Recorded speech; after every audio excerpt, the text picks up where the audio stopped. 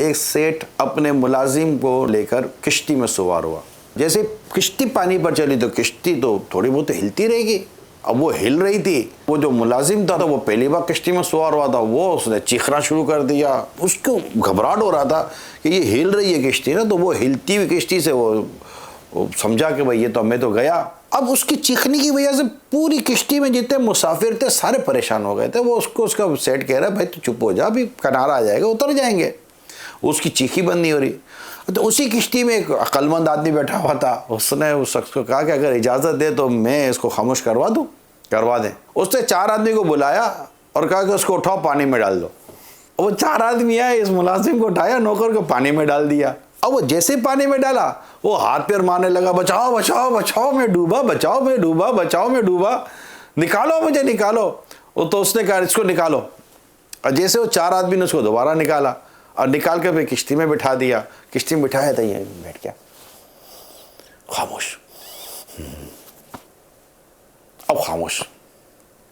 اچھا سیٹ بڑا متاثر ہوا, یہ کیا کیا تو نے؟ اس نے کہا کہ یہ پہلی بار کشتی میں بیٹھا تھا, اس کو لگا کہ اس سے بڑی مصیبت کوئی نہیں جس نے پھنس گیا ہے.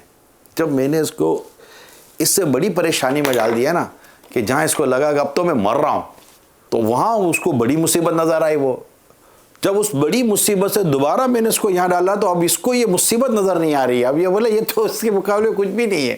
جب آپ کا یہ ذہن بن جائے گا نا شوہر کا کہ میں نے اپنی اس بیوی کے ساتھ زندگی گزارنی ہے بس, اور بیوی کا یہ ذہن بن جائے کہ میں نے انہی کے ساتھ اپنی زندگی گزارنی ہے, اب اس میں جو کٹ پٹ ہوتی رہتی ہے, جس وجہ سے ہوتی رہتی ہے, تو اس کو ختم کرے اور یہ سوچ لے کہ یار یہ جو خوبی ہے نا بھائی یہ ٹھیک ہے, باقی اب میرے نصیب. ورنہ آپ کہیں کہ ہم گھر توڑ کر بیٹھ جائیں, وہ کہیں اور تو پتہ چلے کہ وہ جہاں گیا وہ اس سے 2 قدم اور آگے, وہ گیا وہ اس سے 2 قدم اور آگے. تو پھر آپ سوچیں کہ یار یہ پہلے ہی والا ہی صحیح تھا, یہ کہاں آ کر پھنس گئے. کیونکہ ابھی آپ نے وہ بڑی مصیبت شاید دیکھی نہیں ہے, اللہ آپ کو دکھائی بھی نہیں. پہلی کی مصیبت بعض اوقات تب چھوٹی لگتی ہے جب اس سے بڑی مصیبت میں بندہ مبتلا ہوا ہو.